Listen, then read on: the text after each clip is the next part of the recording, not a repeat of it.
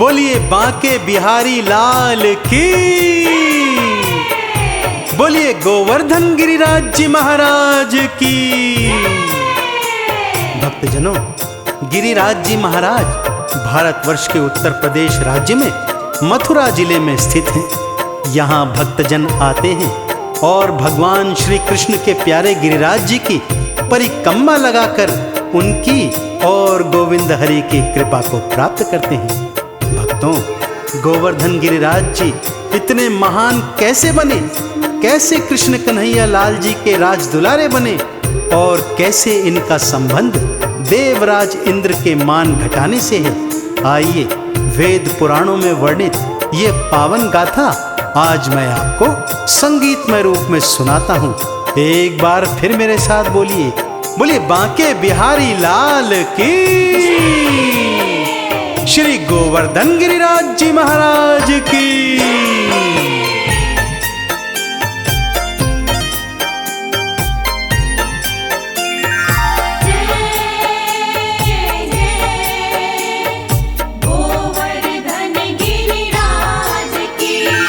आओ सुनाओ भक्तों गिरिराज की कहानी, आओ सुनाओ भक्तों गिरिराज की कहानी। है कृष्ण की ये लीला वेदों ने है बखानी।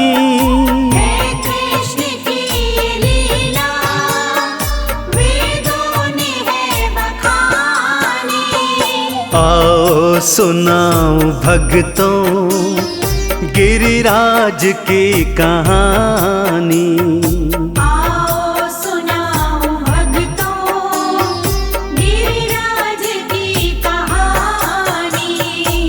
कथा इस प्रकार से है भक्तों। आषाढ़ का महीना था।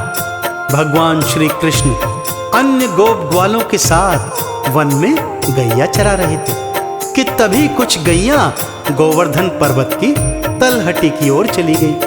भगवान कृष्ण और ग्वाले जब गैया माता को लेने वहां गए तो क्या देखते हैं कि कुछ गोपिकाएं तरह तरह के पकवान बनाकर रंग बिरंगे वस्त्र पहनकर देवराज इंद्र की स्तुति गा रही हैं, नाच रही हैं। भगवान कृष्ण के पूछने पर वो उन्हें बताती हैं कि यदि इंद्र देवता प्रसन्न होंगे तभी तो इस माह में अच्छी वर्षा होगी और तभी धन धान उगेगा और हरियाली छाएगी, जिससे हमारी गौ माता चारा प्राप्त करेगी। कान्हा अचंबे में घर की ओर आते हैं और घर आकर माँ यशोदा को देखते हैं तो क्या पाते हैं, आइए सुनते हैं।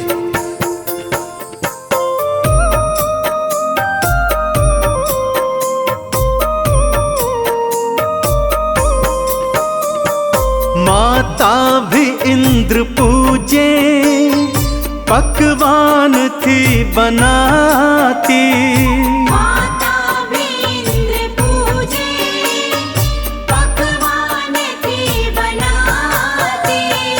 है महान इंद्र देवा कान्हा को थी बताती। है महान इंद्र देवा कान्हा को थी बताती। माता की सुन के वाणी हुई कृष्ण को हैरानी। आओ सुनाओ भक्तों गिरिराज की कहानी।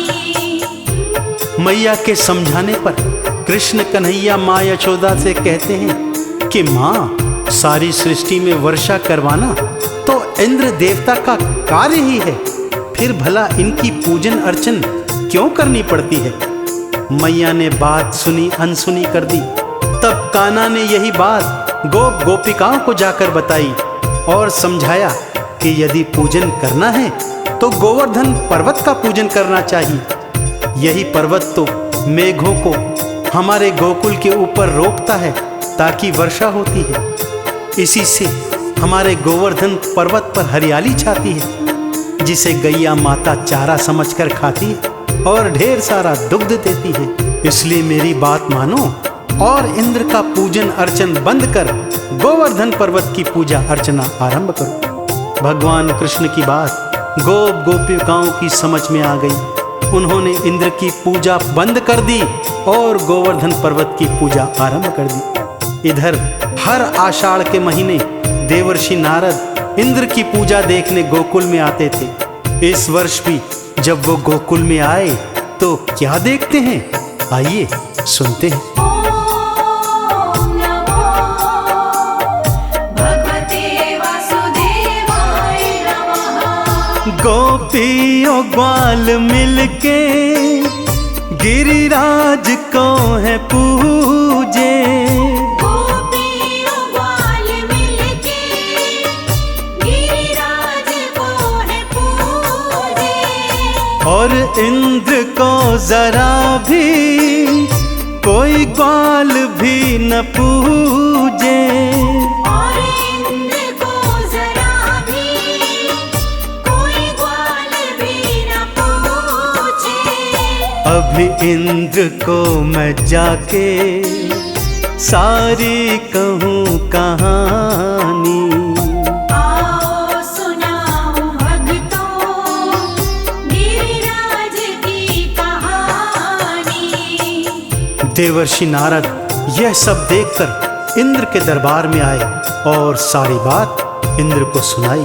इंद्र ने जब ये सुना कि समस्त गोकुल वासियों ने उसका पूजन अर्चन बंद कर दिया है, बहुत क्रोधित हो गया और मेघों को आदेश दिया कि जाओ और गोकुल के ऊपर इतनी वर्षा करो कि सारा गोकुल डूब जाए। ध्यान रखना कोई बचने ना पाए। मेघ बेचारे सत्य जानते थे कि भगवान श्री कृष्ण तो साक्षात श्री हरि का अवतार हैं, पर क्या करते, अपने देवराज इंद्र की आज्ञा कैसे ना मानते। सो गोकुल के ऊपर गए और बारिश बरसाने लगे। पहले तो सबने सोचा आषाढ़ का महीना है, रिमझिम बारिश हो रही है, परंतु जब 3 दिन तक लगातार बारिश हो गई, सारा गांव डूबने लगा, तब सारे गोप गोपिकाएं श्री कृष्ण के पास में आए और शिकायत के स्वर में उनसे ये कहने लगे।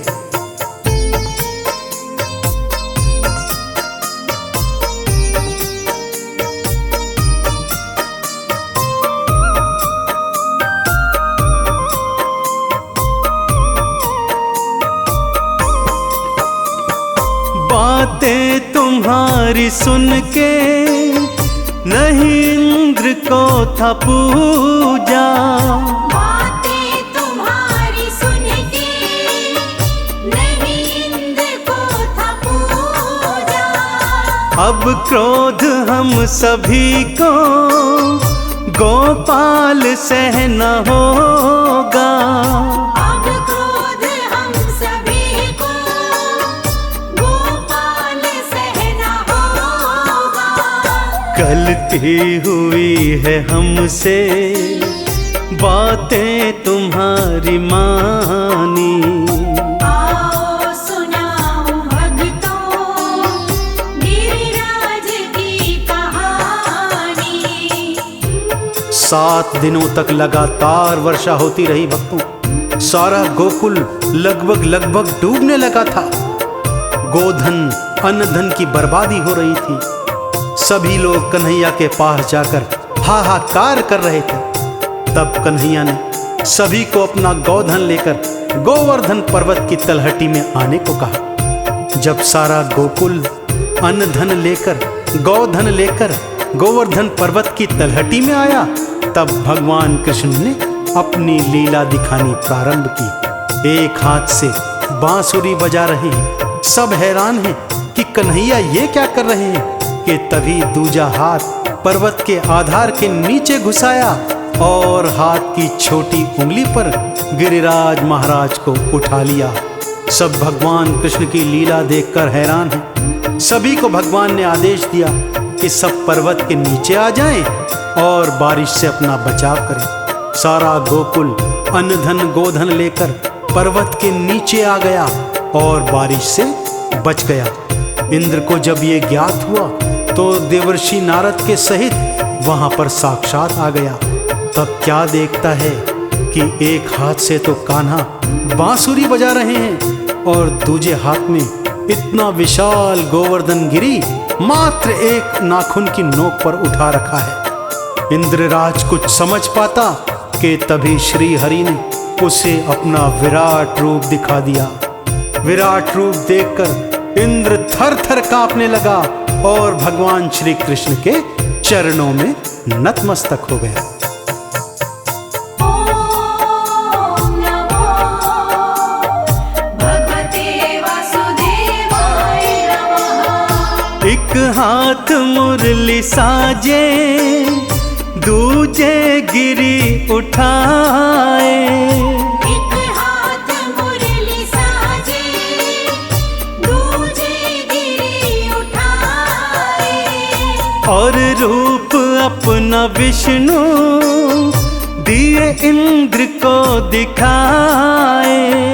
और रूप अपना विष्णु दिए इंद्र को दिखाए। चरणों में आके उसने गलती की माफी मांगी।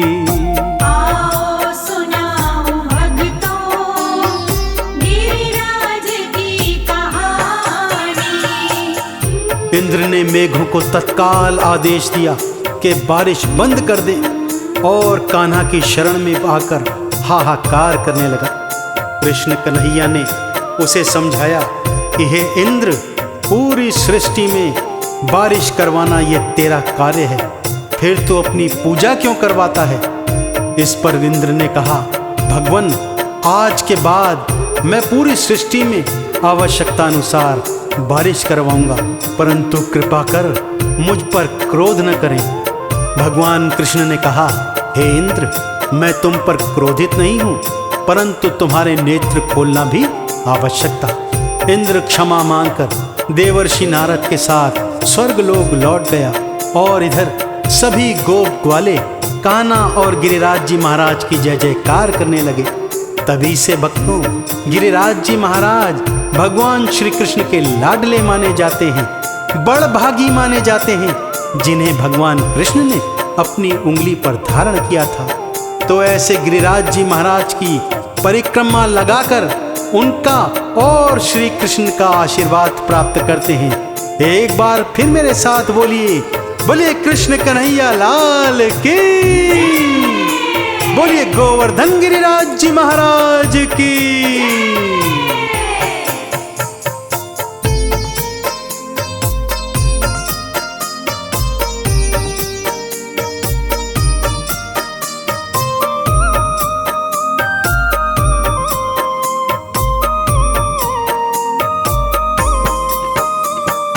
बड़ भाग गिरी राजा श्री कृष्ण ने उठाया, बड़ भाग गिरी राजा श्री कृष्ण ने उठाया। माटी से सबने भक्तों चंदन तिलक लगाया।